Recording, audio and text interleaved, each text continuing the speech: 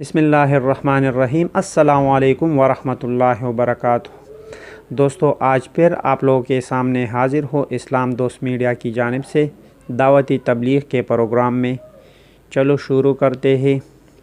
عقبہ بن عامر رضی اللہ تعالیٰ عنہ کہتے ہیں کہ نبی کریم صلی اللہ علیہ وآلہ وسلم تشریف لائے، ہم لوگ صفہ میں بیٹھے تھے۔ آپ صلی اللہ علیہ وآلہ وسلم نے فرمایا کہ تم میں سے کون شخص اس کو پسند کرتا ہے کہ الصبح بازار بطحان یا عقیق میں جاوے اور دو اونٹیاں عمدہ سے عمدہ بلا کسی قسم کے گناہ اور قطع رحمی کے پکڑ لائے۔ صحابہ رضی اللہ تعالیٰ عنہ نے عرض کیا کہ اس کو تو ہم میں سے ہر شخص پسند کرتا ہے۔ حضور صلی اللہ علیہ وآلہ وسلم نے فرمایا کہ مسجد میں جا کر 2 آیتوں کا پڑھنا یا پڑھا دینا، اور 2 اونٹیوں سے، اور 3 آیت کا 3 اور اونٹیوں سے، اس طرح 4 کا 4 سے افضل ہے، اور ان کے برابر اونٹوں سے افضل ہے۔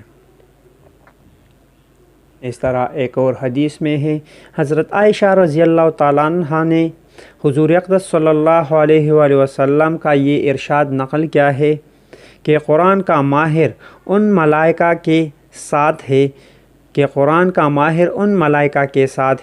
جو میر منشی ہے اور نیک کار ہے، اور جو شخص قرآن شریف کو اٹکتا ہوا پڑھتا ہے اور اس میں دقت اٹھاتا ہے، اس کو دوہرا اجر ہے۔ حضرت عائشہ رضی اللہ تعالیٰ عنہ نے حضور اقدس صلی اللہ علیہ وآلہ وسلم کا یہ ارشاد نقل کیا ہے کہ قرآن کا ماہر ان ملائکہ کے ساتھ ہے جو میر منشی ہے اور نیک کار ہے، اور جو شخص قرآن شریف کو اٹکتا ہوا پڑھتا ہے اور اس میں دقت اٹھاتا ہے، اس کو دوہرا اجر ہے۔ فائدے میں لکھتے ہیں، قرآن شریف کا ماہر وہ کہلاتا ہے جس کو یاد بھی خوب ہو اور پڑھتا بھی خوب ہو، اور اگر معنی و مراد پر بھی قادر ہو تو پھر کیا کہنا۔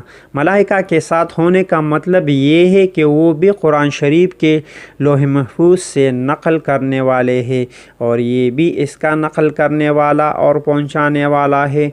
تو گویا کہ لوح محفوظ سے نقل دونوں ایک ہی مسلک پر ہے، یا یہ کہ حشر میں ان کے ساتھ اجتماع ہوگا۔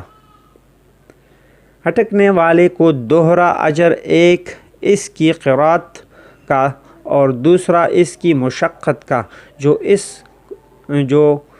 اس بار بار کے اٹکنے کی وجہ سے برداشت کرتا ہے۔ لیکن اس کا مطلب یہ نہیں کہ اس سے ماہر سے بڑھ جاوے۔ ماہر کے لیے جو فضیلت ارشاد فرمائی گئی ہے وہ اس سے بہت بڑھ کر ہے کہ محض ملائکہ کے ساتھ اس کا اجتماع فرمایا ہے، بلکہ مقصود یہ ہے کہ اس کے اٹکنے کی وجہ سے اس مشقت کا اجر مستقل ملے گا۔